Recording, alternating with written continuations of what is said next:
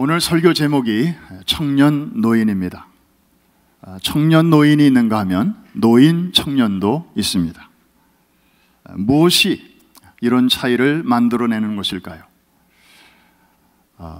우리의 나이에 관계없이 중요한 무언가 있어서 저렇게 90세의 노인인데도 거침없이 하이킥을 하는 그런 분이 있는가 하면 나이가 비교적 젊은데도 노인처럼 아무런 새로운 시도, 의욕 없이 또 하루하루 살아가는 사람도 있습니다. 어떤 분이 재미있는 조사를 했습니다. 100점짜리 인생을 살아가려면 가장 중요한 한 가지, 무엇이 필요할까? 한번 그 조사를 한번 우리도 같이 따라가 볼까요? 영어로 한 단어를 이제 찾기로 했습니다. 근데 영어는 그 알파벳마다 숫자가 다 있죠. A는 1, B는 2, C는 3 이런 식으로 해서 맨 마지막 글자인 Z, Z는 26 이렇게 숫자를 갖고 있습니다. 뭐가 있어야 100점이 될 수 있을까? 아무리 노력해도 행운이 따라야 된다. 금수저를 물고 태어나든지 아니면 아주 유력한 신랑을 만나든지 그리고 재산 많은 와이프를 만나든지 뭔가 이런 행운이 따라야 되는 거 아닌가? 그래서 luck라는 단어를 어떤 분이 떠올렸습니다. 그 숫자로 계산해 보니까 100점 만점에 47점이 나왔습니다. 저거 가지고는 안 되는구나. 그래서 그 다음 단어가 뭐가 있을까? 뭐니 해도 사랑이 최고야. 다른 게 다 있어도 사랑, 연애, 로맨스 이런 게 없다면 그 사람의 인생은 아무리 돈이 많아도 안고 없는 찐빵일 거야. 그래서 love라는 단어를 생각해 보았습니다. 숫자로 계산해 보니까 아까 거보다는 조금 올라가긴 했는데 여전히 택도 없습니다. 54점. 뭐니 해도 money가 최고야. money라는 5글자를 또 이렇게 해보니까 72점이 나왔습니다. 저것도 아닌데 뭐가 있어야 될까? 맞아. 우리가 살고 있는 이 시대는 지식사회고 정보사회야. 이제는 누가 빨리 정보를 가지느냐에 따라서 성공하는 거야. 그래서 knowledge라는 단어를 떠올렸습니다. 제법 숫자가 많아요. 그래서 다 합쳐보니까 와, 98점이 나왔습니다. 그러나 100에 가깝긴 하지만 여전히 좀 못 미쳤습니다. 저거 가지고 안 되는구나. 그렇다면 맞아, 그거면 되겠다. 뭐니 해도 뭐 행운도 따라야 되고 사랑도 필요하고 돈도 필요하고 그러지만 무엇보다도 사람은 모름지기 열심히 노력하고 힘써야 돼. hard work. 저 두 단어를 숫자로 다 이렇게 해보니까 98점이 나왔습니다. 여전히 2%가 부족했습니다. 고민이 생겼습니다. 야, 이것도 아니고 저것도 아니고 정말 100점짜리 단어가 있기는 할까? 드디어 찾았습니다. 100점짜리가 있습니다. 그게 뭔가 봤더니 열어주시죠. attitude. 우리말로 번역하면 태도 혹은 마음가짐이라는 뜻인데 저거를 숫자로 계산해 보니까 정확하게 100점이 나왔습니다. 이 사람은 거기서 깨달았습니다. 야, 사람이 어디에 서 있는가, 어떤 환경에 있는가 보다도 더 중요한 것이 그 사람이 지금 어디를 향하고 있는가, 어디를 바라보고 있는가가 더 중요하구나. 여러분, 생각해 보십시오. 이 태도가 얼마나 중요한지. 한 사람은 에덴 동산이라고 하는 더 좋을 수 없는 그런 천국과 같은 환경 속에서도 시험하는 자 앞에 힘없이 무너졌습니다. 패배했습니다. 첫째 아담 얘기죠. 그런데 또 한 분은 광야라고 하는 더 나쁠래야 나쁠 수 없는, 아무것도 없는 그런 척박한 환경 속에서도 똑같은 자의 시험을 받았는데 통쾌하게 물리치셨습니다. 승리하셨습니다. 누구 얘기입니까? 둘째 아담 되시는 예수님 이야기입니다. 한번 따라해 주시기 바랍니다. 환경이 중요하지 않고 태도가 중요하다. 이해가 되시면 아멘? 그렇습니다. 중요한 것은 우리의 마음가짐입니다. 우리의 자세입니다. 오늘 성경의 스토리는 우리와 똑같은 사람인데, 그리고 별로 좋은 환경도 아니었는데, 그런 가운데서 하나님 기뻐하시는, 그리고 정말 나이를 뛰어넘는 그러한 건강한 태도를 통해서 하나님을 영화롭게 하고, 그리고 많은 백성들에게, 공동체에게 유익을 끼쳤던 참 청년 노인 한 분의 이야기입니다. 그분의 이름은 갈렙이지요. 갈렙은 여호수아와 함께 가나안 정복 영웅 중에 한 사람입니다. 그는 그의 나이 40세 때 가나안 땅을 정탐한 사람입니다. 그때 많은 사람들이 부정적인 것만 보고 왔지만 이 사람은 하나님의 약속이라고 하는 안경을 쓰고 똑같은 땅을 보았는데도 아주 긍정적으로 보고 왔습니다. 그리고 40년 광야 훈련을 거치고, 그리고 또 5년 동안을 가나안 땅에서 정복 전쟁을 하다가 어느덧 그의 나이 85세가 되었을 때에 이제 모세가 죽은 다음에 지도자가 되어 있는 여호수아 앞에 나아가서 40년 전의 일을 기억하면서, 아니 45년 전에 그 일을 기억하면서 이제 이 땅을 달라고 그렇게 요청하는 장면입니다. 지금 여호수아는 이제 5년에 걸친 정복 전쟁을 어느 정도 마감하고 이스라엘의 12지파들에게 땅을 이제 막 분배를 마쳤습니다. 그랬을 때에 이 갈렙이 여호수아에게 나와서 요청한 그 내용인데, 우리 본문 말씀 12절 말씀, 오늘 아주 요절입니다. 같이 한번 큰 소리로 읽어보겠습니다. 시작. 그날에 여호와께서 말씀하신 이 산지를 지금 내게 주소서. 당신도 그날에 들으셨거니와 그곳에는 아낙 사람이 있고 그 성읍들은 크고 견고할지라도 여호와께서 나와 함께 하시면 내가 여호와께서 말씀하신 대로 그들을 쫓아내리이다 하니. 누가 누구에게 말하고 있다고요?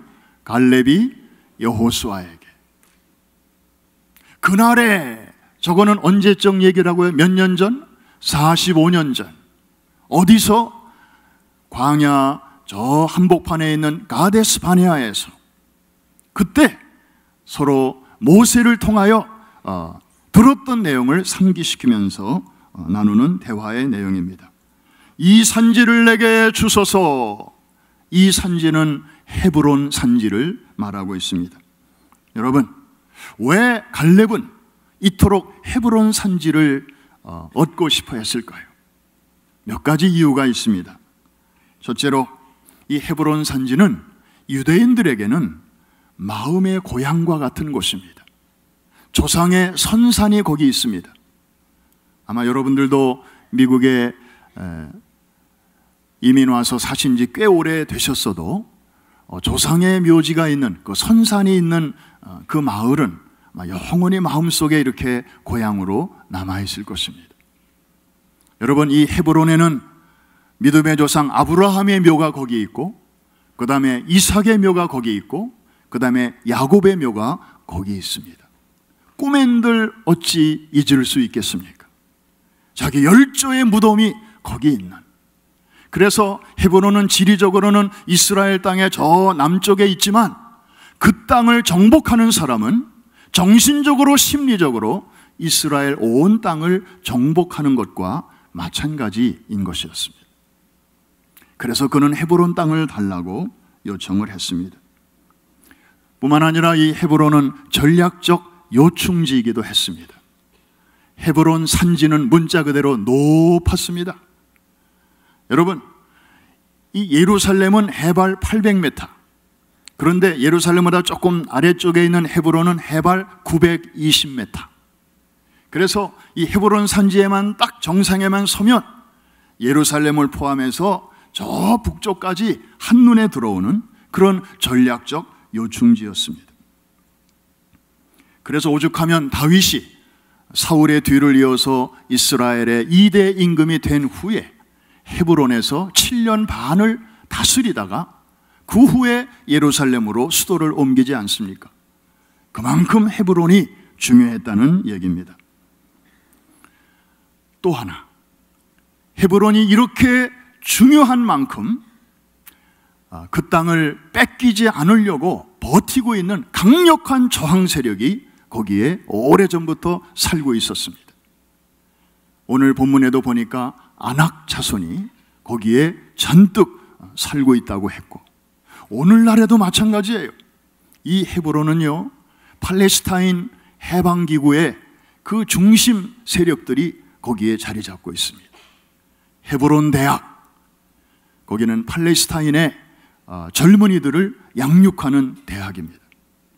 거기서 이제 유대인들에게 빼앗긴 이 땅을 우리가 다시 찾아야 되겠다고 하는 소위 인티파다 운동의 본산이 바로 이 헤브론 대학인데, 그래서 지금도 이 관광버스 탄 성지 순례객들이 다른 곳에는 자유롭게 가요. 예루살렘도 가고 갈릴리도 가고 저 사해도 가고. 그런데 이 헤브론 지역은 어떤 때는 들어갈 수 있지만 어떤 때는 못 들어가요. 버스가 거기까지 갔다 와 검문소에서 들여보내주질 않아요. 물어보면 어젯밤에 총싸움이 있었습니다. 어젯밤에 폭동이 있었습니다. 그러면 일정이 다 망가지는 거예요. 지금도 유대인과 팔레스타인 사람들이 첨예하게 대립하고 있는 그 땅이 바로 이 헤브론입니다. 왜? 자기들의 조상의 묘지가 거기 있기 때문에. 참 지리적으로 전략적으로 중요한 곳이었습니다마는 참 감당하기 어려운 문제가 있고 저항이 있고 장애물이 있는, 그래서 아무도 가려고 하지 않는 그 땅을 지금 85세 노인인 갈렙이 여호수아 앞에 나서서 그 산지를 내게 주시오라고 요청하고 있는 것입니다. 여기까지가 오늘 본문의 내용입니다. 여기까지만 생각하면 so what? 지금 21세기에 뉴욕에서 살고 있는 나와 이게 무슨 상관이 있는가? That's his story, not my story.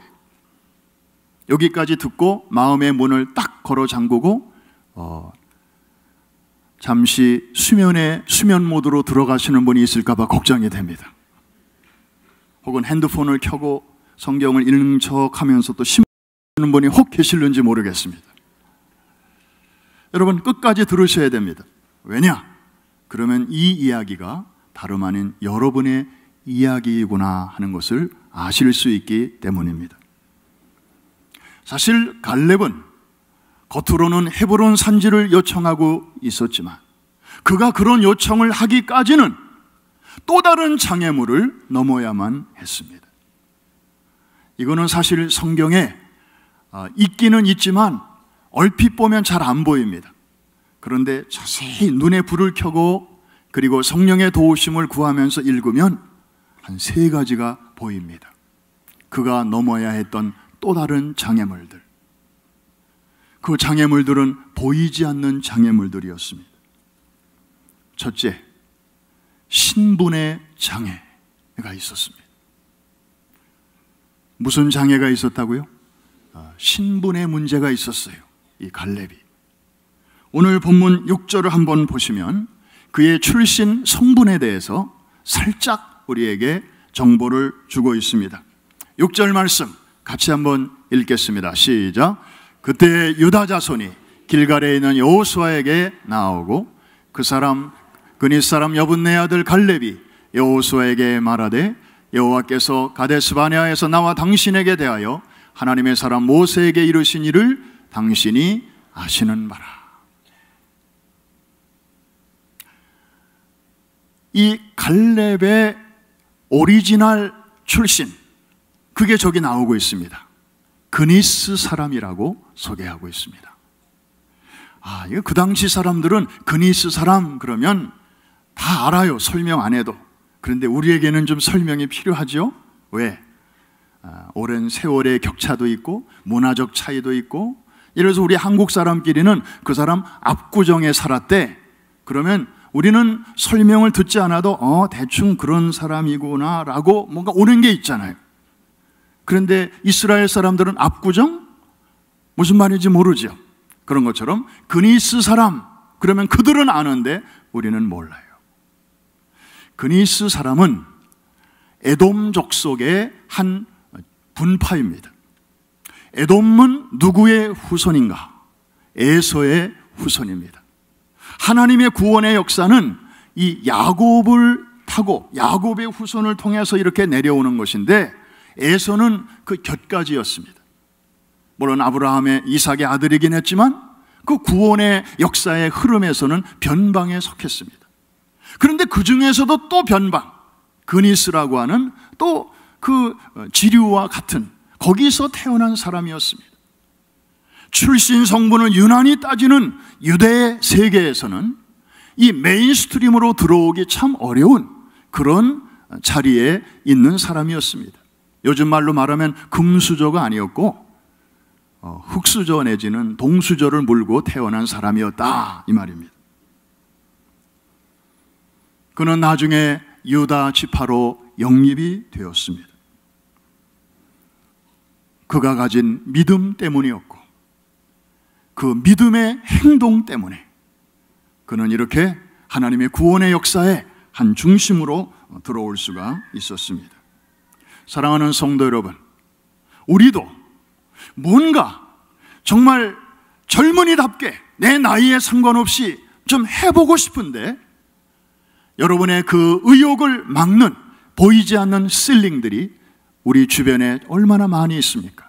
우리 위에도 많이 있고요.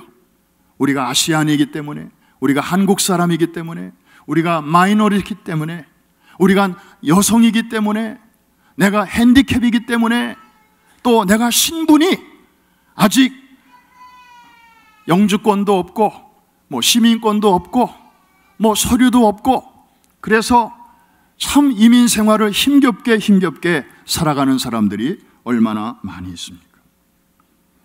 그런데요, 이 갈렙은 그 오랜 아주 옛날 옛적에 그런 문제에 섰던 사람입니다. 그런데 그는 이 보이지 않는 장애를 잘 극복했습니다. 그리고 유다 지파로 들어왔습니다. 장애물을 장대로 뛰어넘은 것입니다. 믿음의 장대, 기도의 장대, 오늘 이 은혜가 여러분에게도 있게 되기를 주의 이름으로 축원합니다. 희망이 있습니다. 갈렙이 오늘 잠깐 외출 나와서 오늘 2부 예배 드리는 여러분에게 힘차게 이 강단에서 외치고 싶은 메시지가 있다면, 믿음의 사람은 타고난 신분에 연연하지 않습니다. 여러분, 믿음으로 사십시오. 생각으로 살지 말고 믿음으로 도전하십시오. 하나님이 나와 함께 하신 것처럼 여러분과도 함께 하실 것입니다. 성령께서 갈렙을 통하여 여러분에게 오늘 들려주시는 음성을 듣게 되시기를 주의 이름으로 축원합니다. 두 번째로, 갈렙이 넘어야 했던 보이지 않는 장애물은 첫 번째 것이 전부가 아니었습니다. 또 하나의 허들, 장애물이 그의 앞에 있었습니다. 어쩌면 첫 번째 것 못지않게 참 힘든 것이었을지도 모릅니다. 그것은 열등감의 문제였습니다. 사실 성경을 보면 갈렙의 이름이 나오는 곳에 항상 또 한 사람의 이름이 나옵니다. 둘도 없는 친구, 누구일까요? 여호수아입니다. 이 두 사람은요, 애굽에서 같이 태어났고요, 그리고 같이 자랐고요. 그리고 모세의 지도 아래서 출애굽을 같이 했고요. 홍해를 같이 건넜습니다. 40년 동안 광야 생활을 같이 했습니다. 그리고 12명 중에 2사람이 뽑혀서 가나안 정탐도 40일 동안에 같이 하고 왔습니다. 10명은 이상한 걸 보고 왔지만 이 둘은 같은 걸 보고 왔습니다. 믿음의 보고를 했습니다. 여기까지 똑같습니다. 같은 페이지에 있었습니다. 그런데 어느 날 모세가 죽은 후에 이 2사람 중에 이제 운명이 또 신분이 위치가 포지션이 달라지게 됩니다. 여호수아는 그 다음 리더가 되었고, 그리고 갈렙은 여전히 그냥 그 자리에 남게 되었습니다. 지금까지 늘 나란히 생활해 왔는데 거의 80년 가까이 그렇게 같은 페이지에 있었는데 어느 순간 한 사람은 리더가 되고 또 한 사람은 그 리더의 통솔을 받는 그런 팔로워의 위치에 서게 되었을 때, 여러분이 갈렙이라면 그냥 마음이 아무 일이 없던 것처럼 그렇게 평소대로 살아갈 수 있겠습니까? 아마 요즘 같으면 소리 없이 떠났을지도 모릅니다. 리더를 편안하게 하기 위해서든지, 아니면 자기가 그냥 이렇게 자꾸 눈에 보이면 자기 마음의 평안이 깨지니까 스스로의 평안을 위해서 아마 다른 곳으로 이렇게 떠났을는지도 모릅니다. 요즘 말로 말하면 교회를 옮길지도 모릅니다. 그러나 갈렙은 그렇지 않았습니다. 그런 상대적인 열등감, 아마 하나님을 향해서 한두 번쯤은 이런 질문을 해봄직하지 않을까요? 하나님, it's not fair. 왜 여기까지 이렇게 같이 오게 하시고, 왜 인생의 말년에 이렇게 우리의 길을 갈라놓으십니까? 제가 부족한 게 뭡니까? 제가 하나님 앞에 무슨 잘못을 했습니까? 뭐 이러면서 섭한 마음으로 따질 수도 있었을 것입니다. 그러나 우리가 성경을 출애굽기부터 그리고 여호수아까지 갈렙이 나오는 모든 부분을 우리가 다 아무리 찾고 또 읽어봐도 갈렙이 그 문제로 그날 밤 한숨도 못 잤더라. 그리고 갈렙이 심히 괴로워하였더라. 이런 말은 한마디도 찾아볼 수가 없습니다. 극복한 것입니다. 할렐루야. 넘어선 것입니다.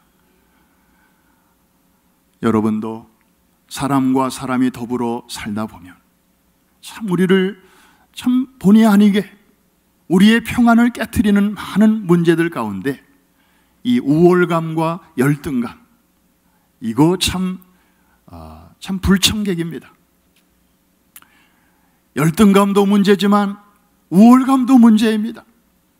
그래서 상대방을 무시하게 되고, 그리고 자기 생각만 옳다고 표현은 부드럽게 하지만 자기 생각을 끝까지.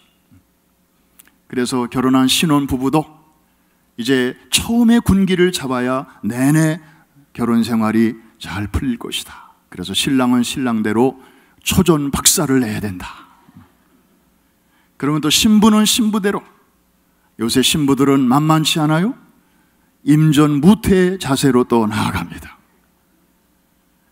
요즘 신랑 신부들은 그냥 하나 내지 둘, 그냥 이렇게 곱게들 자라가지고 기들이 다 살아서 웬만해서는 양보하지 않습니다. 갈 때까지 갑니다. 이 우월감과 열등감, 별일도 아닌데 괜히 화를 내고 그리고 예민하게 반응하고 이런 사람들도 가만히 보면 다 그 배후에는 이런 문제들이 자리 잡고 있어요. 갈렙도 우리와 똑같은 사람이었습니다마는 그것을 잘 극복을 했습니다. 한때 동료였던 여호수아에게 이제 요청을 하고 있습니다. 그리고 13절쯤에 읽어보면 여호수아가 그렇게 남들이 별로 원하지 않는 것을 요구하는 그 어려운 땅, 정복하기 어려운 땅을 요구하는 그 갈렙을 위해서 축복하는 장면이 나오는데, 그 축복을 겸손한 마음으로 받고 있습니다. 우리 13절 말씀 같이 한번 읽어볼까요? 시작. 여호수아가 여분네 아들 갈렙을 위하여 축복하고 헤브론을 그에게 주어 기업을 삼게 하며. 참 아름다운 장면입니다. 사랑하는 성도 여러분,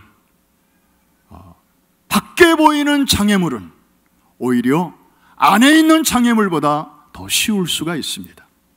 눈에 보이기 때문에.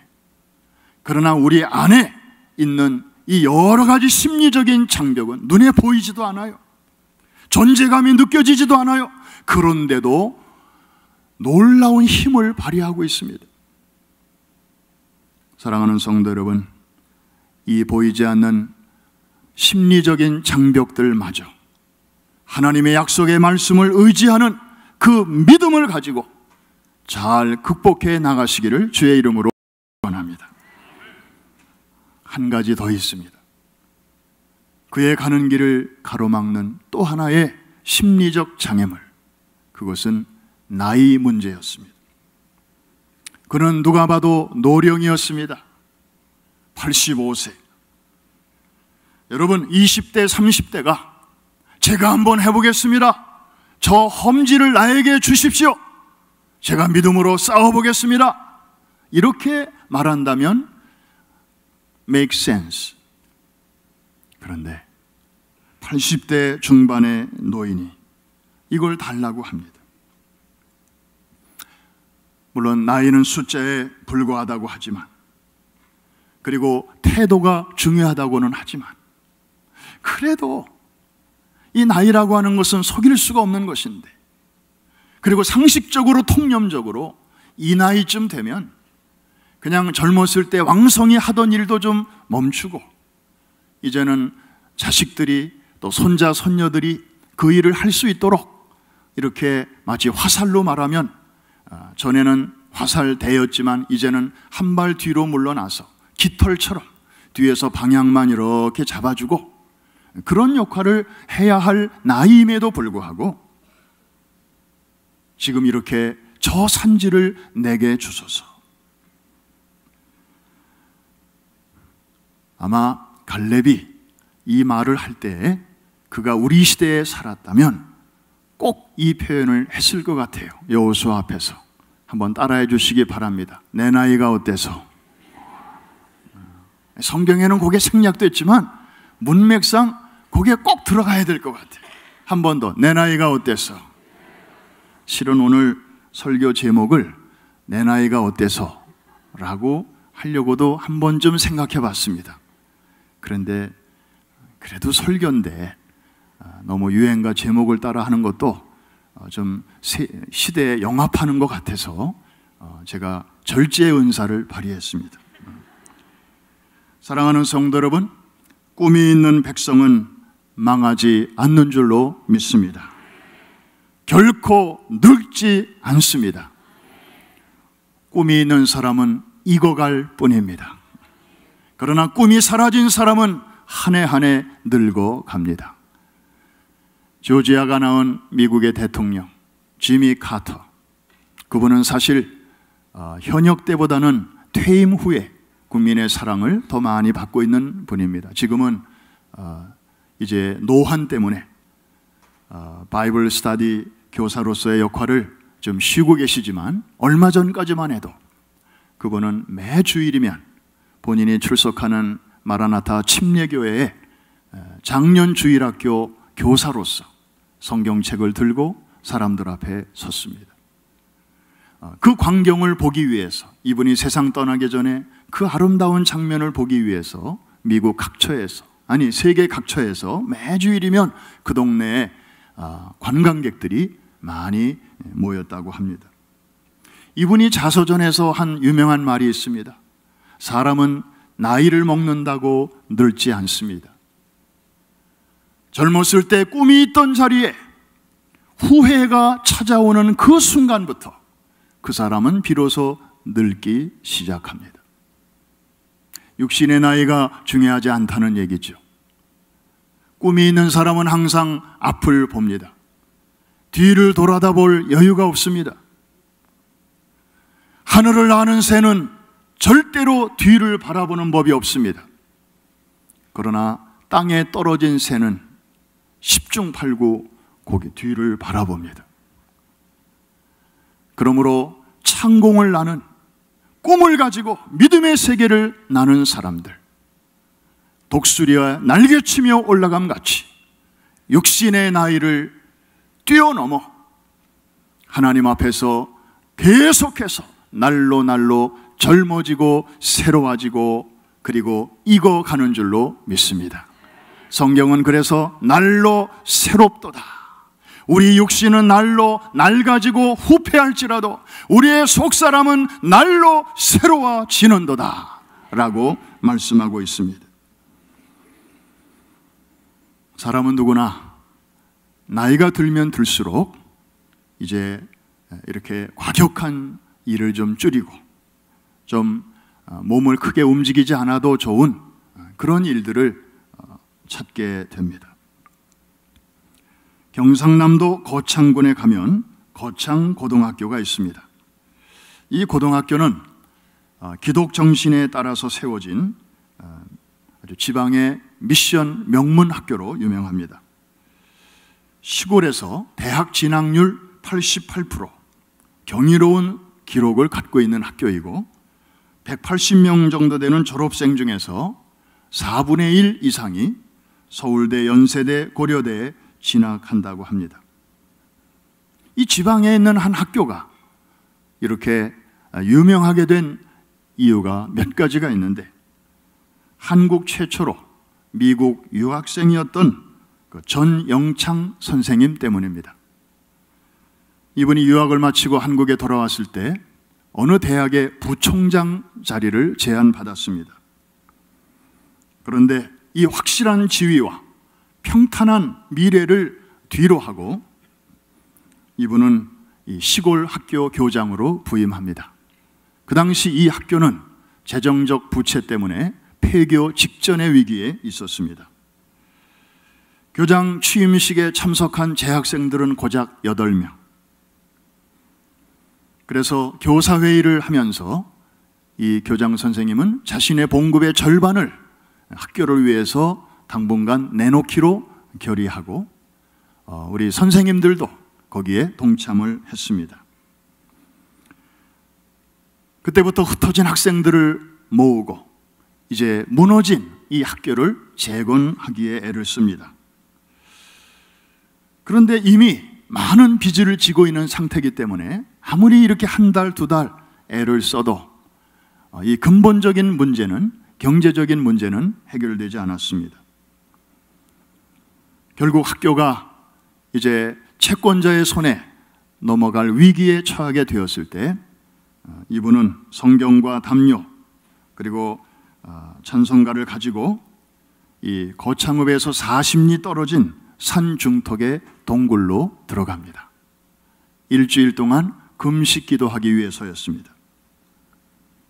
그는 이렇게 기도했습니다. 하나님, 제가 미국에 갔다 와서 이 나라에 좀 괜찮은 미션 스쿨을 좀 세워보려고 합니다. 그런데 너무 어렵습니다. 학교가 이렇게 부채로 남의 손에 넘어가게 되었습니다. 어떻게 하면 좋을까요? 하나님 좀 도와주세요. 하루 이틀 사흘이 지나도록 아무 응답이 없었고, 응답이 없어도 마음의 평안이라도 오면 좋겠는데 마음은 더 답답해져만 가고 초조해지기만 했습니다. 그는 나흘째 되는 날 마침내 이런 기도를 하나님 앞에 드립니다. 하나님, 제가 일주일 동안 금식 기도하는 이 기간 내에 응답을 해주시면 좋겠고요, 만일에 기도를 마치는 날까지도 응답이 없으면 제가 그 날짜로 서울에 올라가서 일간신문에 광고를 내겠습니다. 하나님은 더 이상 안 계십니다. 이렇게.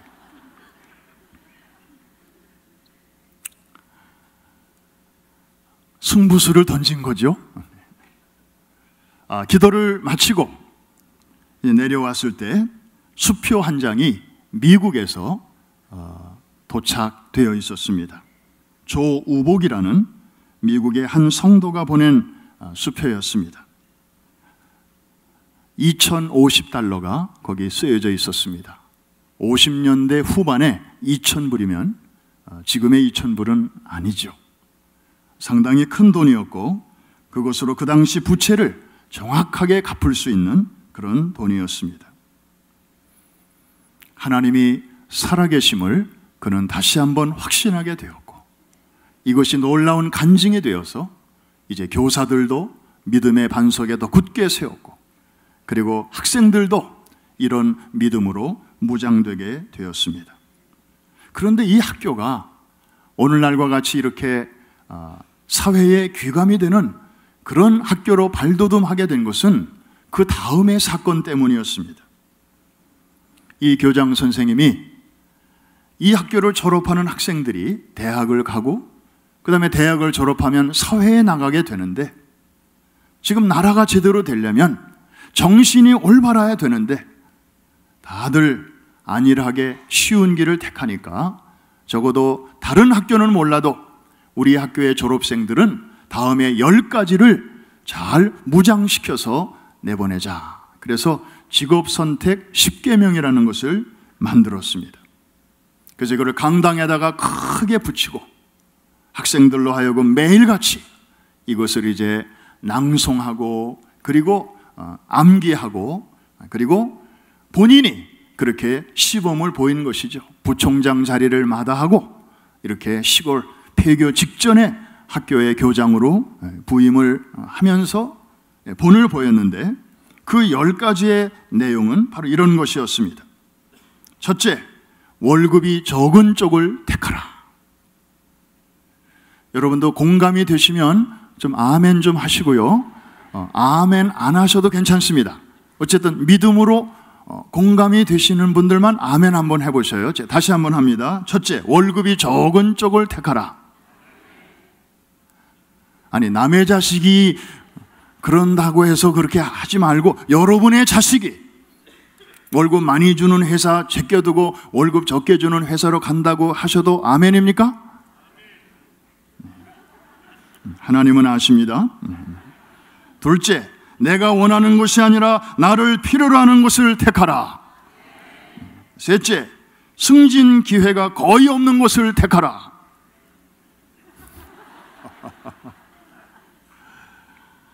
여러분은 믿음은 어쩌는지 몰라도 참 진실하십니다. 넷째, 모든 것이 갖추어진 것을 피하고 처음부터 시작해야 하는 황무지를 택하라.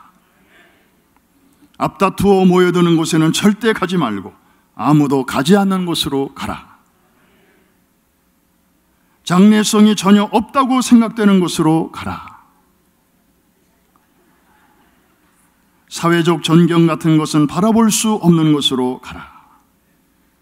한가운데가 아니라 가장자리로 가라. 부모나 아내나 약혼자가 결사반대하는 곳이면 틀림없으니 의심 말고 가라. 왕관이 아니라 단두대가 기다리고 있는 곳으로 가라. 이러한 10가지로 3년 동안 정신무장을 잘 갖춘 학생들이 대학을 졸업하고 이제 사회로 나가게 될 때 그들은 배운 대로 행했습니다. 시간이 지나면서 인정받기 시작했습니다. 그래서 오늘날까지도 대기업에서 신입사원을 채용할 때 요즘 스펙이 중요하다는데 어느 대학에서 대학원을 아직 공부했느냐 이런 거보다도 쭉 보다가 이 고등학교 졸업생이다. 그러면 일단 서류를 빼놓는다는 것입니다. 최우선적으로 뽑는다는 것입니다. 왜?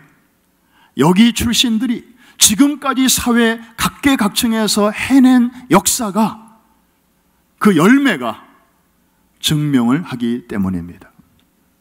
이들이 만든 계약서는 틀림이 없었고 이들이 한 다리 공사는 절대로 부실 공사가 없었고 이들의 손길이 닿는 곳곳마다 참으로 신뢰할 만한 그런 열매들이 많이 있었기 때문입니다.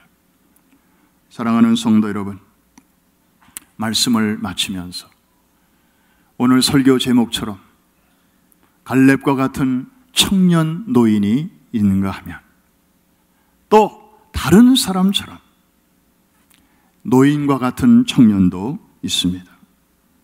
무엇이 이런 차이를 가져오는 것입니까? 나이가 아닙니다. 태도입니다. 여러분의 자세입니다. 여러분의 믿음입니다. 그래서 정말 예수 그리스도의 심장을 이식받은 사람은 절대로 그 자리에 가만히 있을 수가 없습니다. 이 땅에서의 할 일이 다 끝난 사람은 하나님이 잉여적으로 이 땅에 남겨두시지 않습니다. 하루를 더 살더라도 그분을 통하여 하실 일이 있기 때문에 하나님이 남겨두시는 줄로 믿습니다. 간혹 우리 부모님들 중에는 벌써 몇 년째 병상에 누워 계시는 분도 계십니다. 양로원에서 하루에 많은 시간을 휠체어에 앉아서 하염없이 통유리창 바깥을 내다보며 하루하루 멍한 눈으로 바라보시는 그런 분들도 계십니다. 생각 없이 그분들을 바라보면 아유, 저렇게 사셔서 뭐하나, 그냥 빨리 데려가시든지. 여러분, 그건 하나님 관할이에요. 하나님께서 그분들을 통하여서도 하실 일이 있기 때문에 여전히 이 땅에 그분들을 호흡을 끊지 않으시고 남겨두시는 거예요. 그분들이 젊은이들처럼 바깥에 마음 놓고 출입할 수는 없지만 영으로 기도할 수 있습니다. 그분들의 기도는 많은 젊은이들이 밖에 나가서 자기들의 노력으로 뛰는 것보다 어떤 면에서 더 큰 하나님의 역사를 이룰 수도 있다는 사실을 기억하시기를 바랍니다. 왜? 전능하신 하나님의 손을 움직이는 것이기 때문에.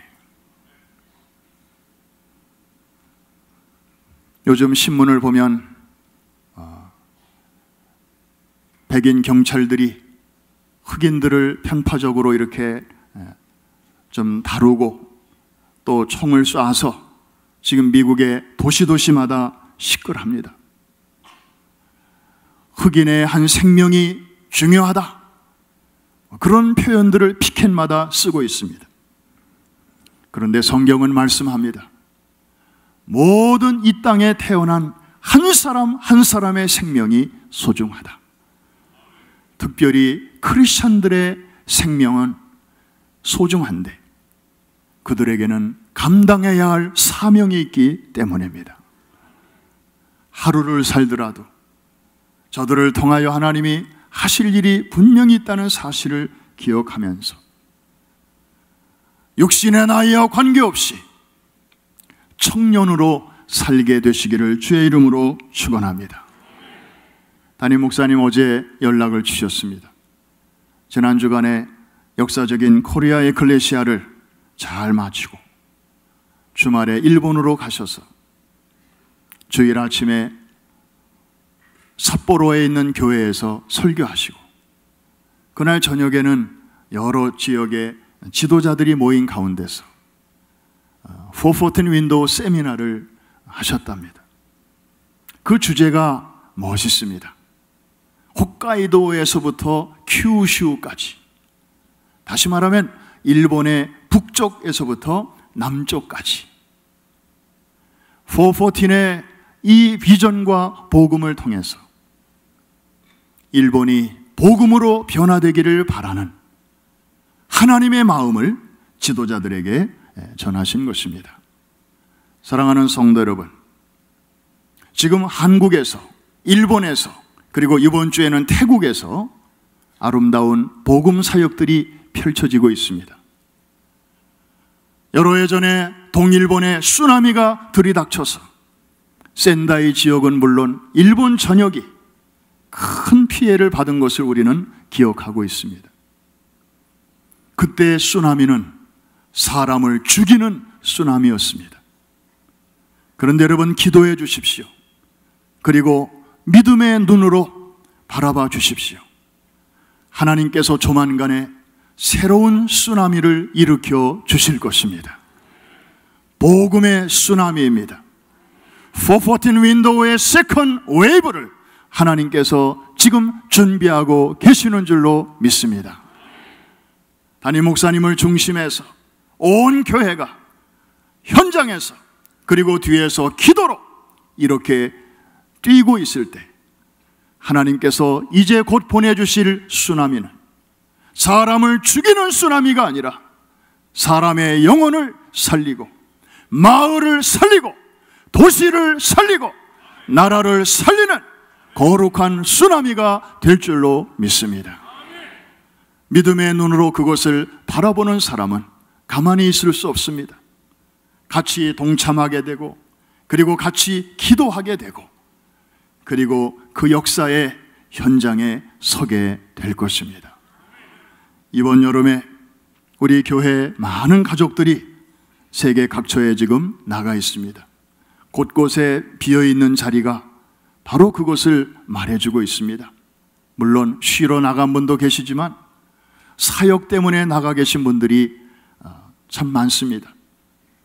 한국으로 우리 청소년들이 지금 나가 있고 어린이들이 지금 매일같이 모여서 6주간의 서머스쿨의 절반이 이제 막 지났고 그리고 오늘 밤이면 멕시코로 His Life 문화 선교를 위해서 45명이 또 출발하고 그리고 한국에서 끝난 이 에클레시아 끝나자마자 제대로 쉬지도 못하고 또 태국 방콕 에클레시아 돕기 위해서 떠나시는 그 팀들이 또 있습니다.